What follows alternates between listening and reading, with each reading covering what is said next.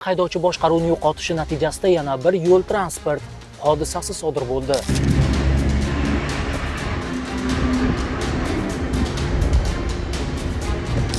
Qarshi shahrida Nexia 2 rusumli avtomashina xuddi mana shu kabi svetofor ustuniga borib urildi. Ma'lum bo'lishicha, avtomashinani 33 yoshli erkak boshqargan. Tarmoqda tarqalgan videolarga ko'ra, avtomashinaga jiddiy shikast yetgan.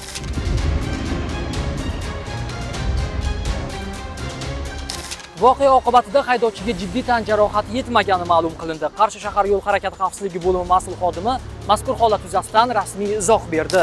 2025-yil 9-may kuni haydovchi o'zining boshqaruvida bo'lgan Nexia 2 rusumli transport vositasi bilan Qarshi shahar Buyuk To'ron ko'chasi bo'ylab harakatlanib kelayotib, boshqaruvni yo'qotib, svetofor ustuniga borib urilib, yo'l transport hodisasi sodir etgan.